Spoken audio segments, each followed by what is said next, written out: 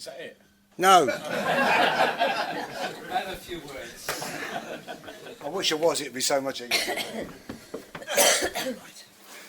Just while you're doing that, Dave, I just went a little bit about Dave. Dave is a friend of mine that also works on the water rescue and land search and rescue. But Dave's also the Horning Ferryman, so some of you may have read about him in the last couple of years since he's been running the ferry and trying to keep it going, and he's now been successfully had a new engine put in the boat for the new season next year. I hope I haven't spoiled your thunder there. Oh my goodness. You didn't expect that. He only thinks I play a vuvuzela. Right, okay. Just in case you were worried, we haven't got a forecast for fog on Rocks and Broads this afternoon. All to be clear. It's funny actually, I've never been described as a keynote speaker. So you'd have to give us a key and then name a note and then I can start. Yes, my name's Dave Scragg. I took on the Horning Ferry about 3 years ago, which was a bit of a shock to the system, but in amongst all the other bits and pieces that I do as well. The main thing about what I'm going to do today is to really tell you just what it's like, my experience over the last 3 years of running the ferry, and the mad things, I have to say, the mad things that have been going on. And I will be telling the truth, the whole truth. No, hang on, that's a meeting next week I've got. Yeah, I forgot about that one. The thing about being any sort of professional on the water is you could expect that you'd have some sort of tradition, like in my family, of things like that. In fact, you'd think you want water in your blood really to do this, or more likely a more modern way of putting it would be that you really want water in your genes. And the older I get, the more that seems to be occurring. My parents, now my father was in the Merchant Navy. He was an officer in the Merchant Navy, but for some reason he was a little bit haphazard when it came to water. I can remember two things when I was young. We used to do a lot of fishing, freshwater fishing and sea fishing, but I certainly remember freshwater-wise, we went and hired these lakes up near Peterborough, and first time we were down there, Dad's decided he's going to cut some branches off these trees so that we don't catch our lines in when we're fishing. So, Tom and Jerry style, true to form, he's sitting on the branch, sawing the branch off. You can guess the rest. He's on the wrong side of the branch. My mother also was a bit unfortunate decision making when it came to water. After my dad died about 1995, and my mum became very independent. She was extremely good. She used to take herself off on holidays abroad, and once she was in a hotel in Croatia, I think it was, and she got up in the morning, thought, right, did a lot of swimming at that time, so right, going for a swim. About 6:30 in the morning, so she's gone down to the swimming pool in the hotel. She sees there's footsteps on the floor going into the changing rooms. Great, fine, she's done that, got changed, gone in for a swim. About half an hour later, of course the place starts filling up, so she's done her swim. Now she's going to get out, get changed and have breakfast. She walks out of the water, and as you can guess, there are two different sets of footprints. One's pink, one's blue. And I think you can guess the rest. Yes, she followed the blue one out of the changing room, so she had to follow the blue footsteps back into the changing room, not keeping her eyes down at all, walking past semi-naked and naked young men. She said good morning, picked up her stuff, and went to the right one. So I've had a bit of a, as I say, it's a bit of an interesting background regarding that. It was Paul that first contacted me to say, how do you fancy running a ferry? This was, say, 3 years ago in 2017. And I didn't think any more about it at the time, but I was quite busy doing other things, you know. It's the thing about becoming semi-retired, you get far too busy to do other things. But then it kind of played on my mind, and I gave him a shout and said, do you know what, I might be interested in doing this. He said, right, come down, meet the public and the ferry inn, that's where the ferry is, and he'll tell you all about it. I assumed I was just going to be turning up there, just doing a couple of days a week, that was it, and that's fine. But then you realise what is involved, and you've got things like, he said, right, I met Ian, and he said, right, okay, So you've got to make sure you've got the right qualifications to be a ferryman. You've got to liaise with the Broads Authority, you've got to set up a service, you've got to set up safety briefings to give to the passengers, all signage and all the rest of it. You've got this whole lot to do, and suddenly because normally what I do is, for most of my life, I've been a music teacher, so normally I've had sort of nothing to do in the summer, so end of July until beginning of September, I do nothing. Suddenly, 7 days a week, I'm down here on the river. But what a most fascinating place it's been. When we've got everything sorted out and I've got everything in place, the day that we started, well, our press day, if you like, was the same day of Paul starting his Broads Watch system. So that we had the press down, they were taking photos. Of course, someone sort of mentioned the fact that I'm a bit of a musician, so they wanted pictures of me with my trombone standing up in a boat playing it, which is, yeah, fair enough, I've done all this stuff before. Me not expecting anyone was going to take that side of things seriously. 2 weeks later, I get a phone call from this woman in Cronenberg who says, we saw you in the paper. I said, well, yeah, right. Could you do me a favour? It's my husband's birthday in a week's time. Could you take him out on our ferry, on your ferry, take us out on your ferry, and serenade us? All right then, so we did that. I got him on the boat and we went round the corner. Got my trombone out. So I thought, right, okay, it's your birthday.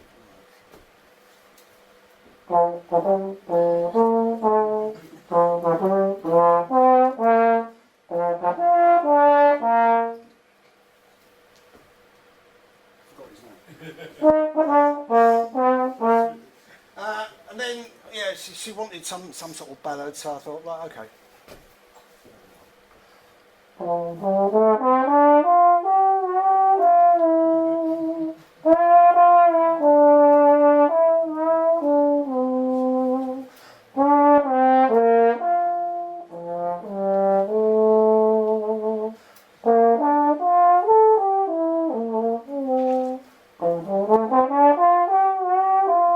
At that point there, the police boat, the Broads came around the corner.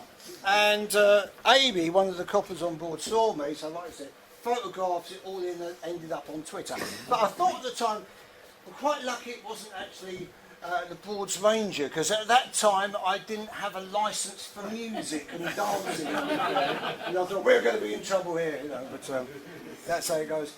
We chugged along like this for some weeks, and now and again, well, I was given the impression when we started that you're allowed to go from Horning, from the ferry, and you can go 10 minutes that way, 10 minutes that way, which thought that just about put us almost in reach of the village, almost.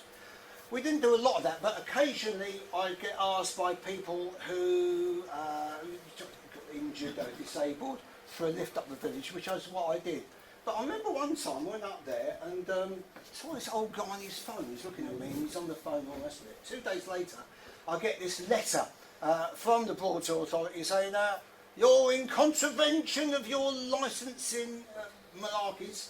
And what happened is, what it wasn't explained to me was that it wasn't 10 minutes that way, 10 minutes that way, it was 200 yards. We had the 200 metres. 200, yeah, just a few more months and it's 200 yards again. 200 metres. So we couldn't go, all we could do is go across the river. If we wanted to go 250 metres, then our toll went up by an extra £500 a year. Fortunately, for our second year, the boat show fund gave us a grant to actually pay for the whole fee, so we could be a water taxi, then we can go where we like, which was fantastic. So that's helped a lot. The interesting bit then, again, coming out from Horning Ferry area and coming up to the top to round about the Swan Green, is that Swan Green, there's some very interesting people you get across there. I remember, no, I'll do the first one. Yeah, in the second year we were doing, so the first time we went up the village, I remember one night, I got an agreement with Chris Doherty, who was running the Southern Comfort at the time, that when his boat wasn't in on its moorings, we could pop in there to drop off and pick up on Swan Green. So that was fine, that's fine. So I'm going up there, I've had a call from someone, and we've gone up there to pick them up, and I've come up, just about moored up, and there's a chap fishing, and there's his son with him. So I'm sitting there, and this boy started coming over. I said, all right. And he says, you can't park there. I said, what do you mean? Can't park there. Riverboat parks there. You can't park there. I said, it's okay. I've got permission. It's fine. There's a sign. What? You can't park there. It says on the sign. I said, look, I've told you, I've got permission from the owner. It's okay. It's fine. You can't park there. And this went on, and I can't believe this went on. And he said, ferry boat's coming back soon. I said, look, I've just seen the ferry boat. It's going down to Ranworth Broad, round again. It's going to be an hour's time. There's a sign. In the end, I just left it, and I just went because I couldn't cope with it. I mean, he would just not accept the fact that I got permission, it was all okay. And there's a weird bit about that. This year, we went out in the middle of the season to just do, we did some sort of experiments taking photos on one of the broads just round the corner from Horning. And I was dropping our friend back there to Swan Green to pick up the car. And there's a cruiser moored over where the Southern Comfort is. So I thought, a bit odd, it was about 9:30 at night, so I thought, Southern Comfort is out on the trip, he's going to be coming back in. So I poked over and said, are you okay? Are you going to be here for long? We paid our £10 mooring fee at the Swan Pub.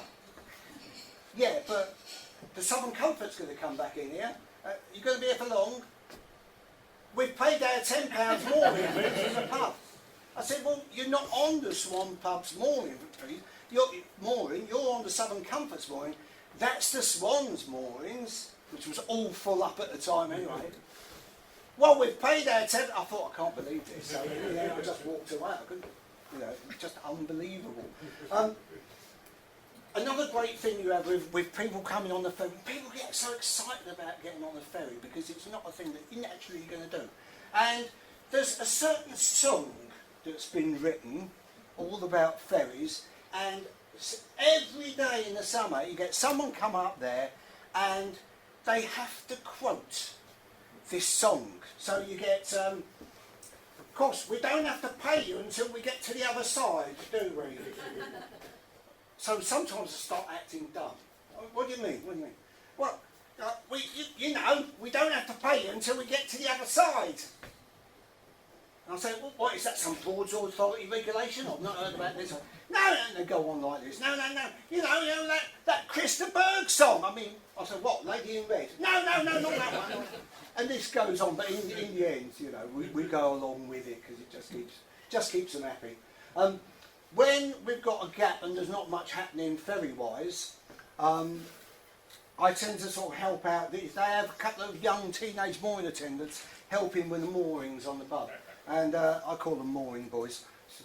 And just to help them out, one thing about one of the qualifications you have to run the ferry is powerboat 2, level 2.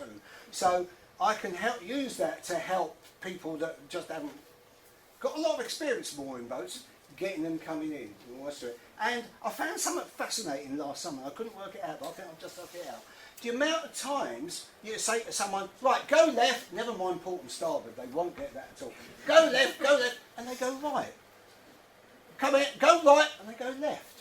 And I couldn't work it out until it just came to them. Do you know what it's like if for the first time, you drive abroad in a normal right-hand side car?